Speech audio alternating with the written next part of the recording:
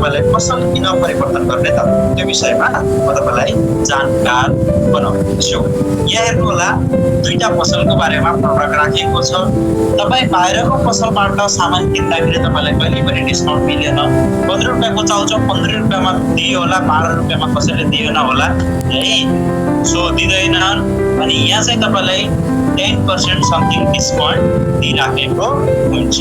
त्यसपछि offer free products है कसैले दिँदैन, तर यो ठाउँबाट तपाईँले हर महिना सामान किन्नुहुन्छ भने हर महिना तपाईँलाई एक्स्ट्रा फ्री प्रोडक्ट दिइराखेको हुन्छ कम्पनीले।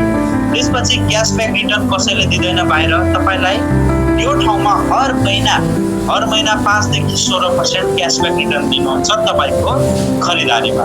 र कन्सिस्टेन्सी अफर कसैले दिँदैन, तर 100 PB बराबरको सामान पर मन्थ तपाईँले यदि खरिदारी गर्नुहुन्छ भने यो ठाउँबाट तपाईँलाई 4000 बराबरको सामान फ्रीमा मिल्छ।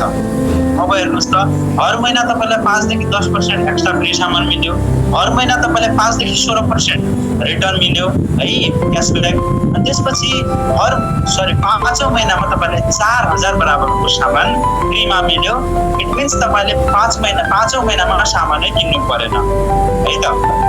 र त्यसपछि लकी ड्र, बाहिरको त सम्झिने पानी छम्किने होइन, तर यहाँ चाहिँ हेर्नुहोस्, यो ठाउँमा चाहिँ के हुन्छ भन्दा तपाईँलाई कम्पनीले समय तोक्छ हर महिना है, प्राय 19 तारिकदेखि 27 तारिकको बिचमा समय दिइराखेको हुन्छ। र यो समय अवधिमा तपाईँले 8 PB बराबरको पर्चेजिङ गर्नुहुन्छ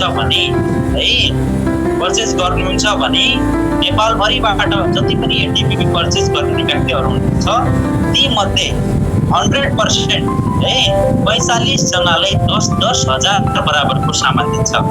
एकजनालाई 10,000, त्यसै गरी 45 जना, सबै 45 जनालाई 10,000 सबैलाई दिन्छ लकी ड्र गराएर।